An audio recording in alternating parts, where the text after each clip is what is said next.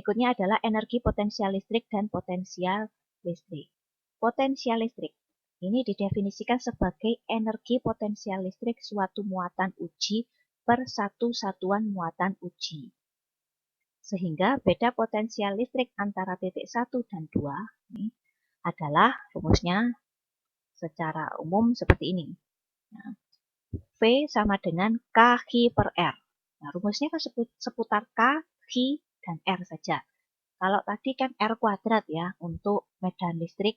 Kalau potensial listrik itu tidak ada kuadratnya. V sama dengan KH per R. Nah, tanda muatan Q harus disertakan. Jadi kalau Q positif akan menimbulkan V yang positif. Sedangkan Q yang negatif akan menimbulkan V bernilai negatif. Nah, di sini yang perlu kalian ingat-ingat, untuk gaya kolom medan listrik, dia menggunakan analisis vektor. Artinya nilai plus dan nilai min itu tidak berpengaruh di rumusnya, hanya berpengaruh ke arahnya. Jadi arahnya kalau harus ke kanan maka nanti harus ditambah atau harus dikurangi ya. Sedangkan di beda potensial ini adalah besaran skalar. Dimana kalau misalnya itu muatannya positif, maka nanti di sini Q-nya harus ditulis positif. Kalau muatannya negatif, maka Q-nya harus ditulis negatif. Dan tidak pengaruh sama arahnya. Tidak pengaruh sama tolak-menolak, tarik-menarik, dan lain sebagainya. Hanya tinggal memasukkan Q-nya positif atau Q-nya negatif. Itu beda potensial. Jadi kalau nanti ada banyak muatan, 4 muatan, 3 muatan yang bentuknya segitiga maupun berjajaran ya, tinggal kalian tambah atau kurang tergantung pada jenis muatannya.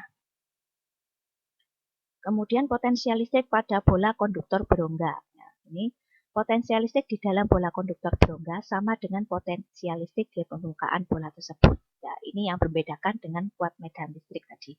Kalau kuat medan listrik di dalamnya 0, karena semuanya tersebar di permukaan. Kalau beda potensial, di dalam sampai ke permukaan nilainya sama. Nah, jadi setimbang.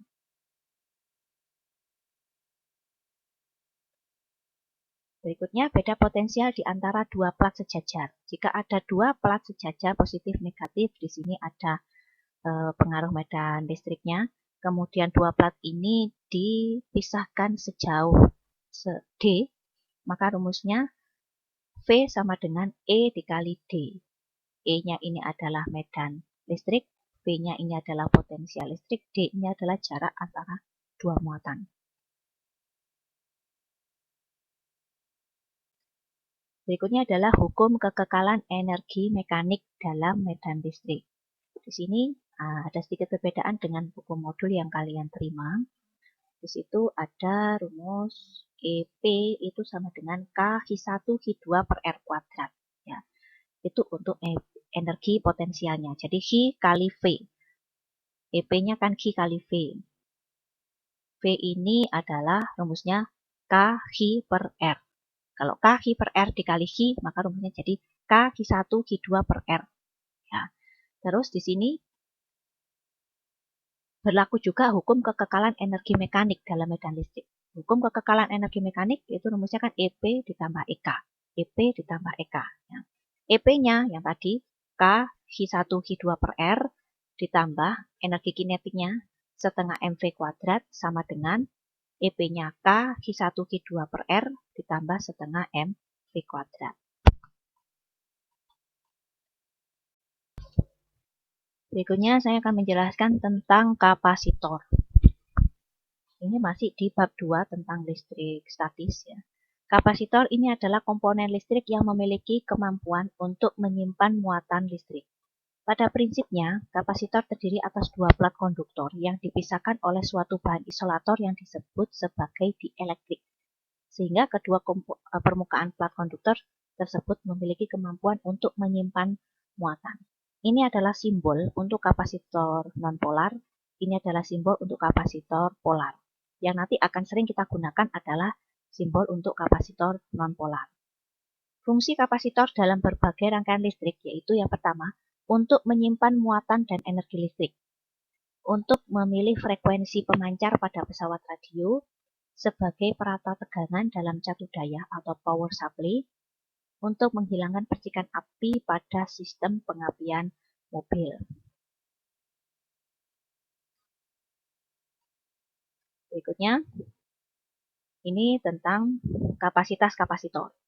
Kapasitas kapasitor itu apa sih? Yaitu kemampuan kapasitor untuk memperoleh dan menyimpan muatan listrik. Satuan kapasitor adalah farad dengan simbol F besar. Jumlah muatan yang tersimpan dalam kapasitor adalah perbandingan dengan selisih potensial kedua plat konduktor. Perbandingan tetap antara muatan Q yang tersimpan dalam kapasitor dan beda potensial antara kedua plat konduktornya selalu tetap dan disebut sebagai kapasitas kapasitor. Rumusnya adalah C sama dengan Q per V atau Q sama dengan CV. CV ini bisa lebih mudah menghafalkannya. Q sama dengan CV. Q adalah muatan, C ini adalah kapasitor, V ini adalah beda potensial. Kapasitas kapasitor plat sejajar. Nah, ini ada dua plat sejajar gambarnya. Itu menggunakan rumus C sama dengan epsilon 0 A per D. C ini adalah kapasitas kapasitor, epsilon 0 ini adalah tetapan. Kalau permitivitas ruang hampa, itu nilainya sekitar 8,85 kali 10 pangkat min 12. Kalian bisa lihat di buku catatannya. A ini adalah luas penampang, D ini adalah jarak antara dua keping atau dua plat. Di elektrik, ini adalah bahan isolator yang digunakan untuk memisahkan kedua plat konduktor pada suatu kapasitor plat sejajar. Konstanta di elektrik K yaitu perbandingan permitivitas suatu bahan dengan permitivitas ruang hampa. Ya, K sama dengan epsilon per epsilon 0. Kapasitas kapasitor plat sejajar bergantung pada dimensi kapasitor atau luas plat dan jarak plat, serta bahan yang mengisi ruang antara kedua plat. Perlu diketahui pula bahwa kapasitas kapasitor tidak bergantung pada pada muatan yang tersimpan di dalam kapasitor dan beda potensial antara kedua platnya. Berikutnya adalah rangkaian kapasitor.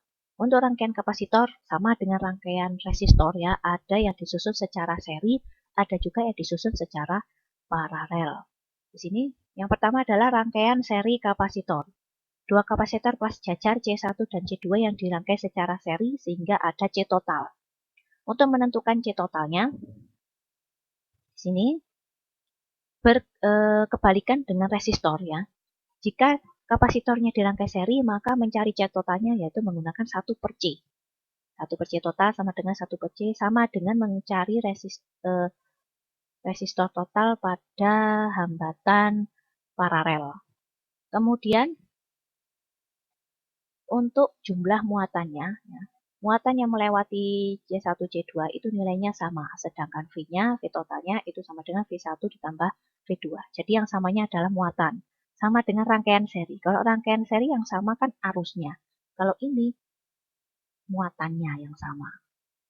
Beda potensialnya berbeda, sama dengan resistor. Hanya yang terbalik hanya untuk mencari kapasitor total sama resistor apa?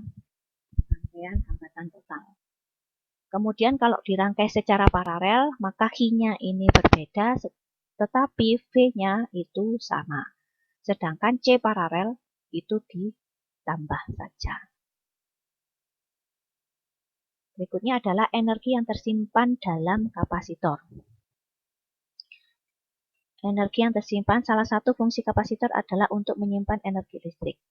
Rumusnya ini adalah setengah CV kuadrat atau bisa juga setengah GV. Rumusnya. Sekian video dari saya. Terima kasih.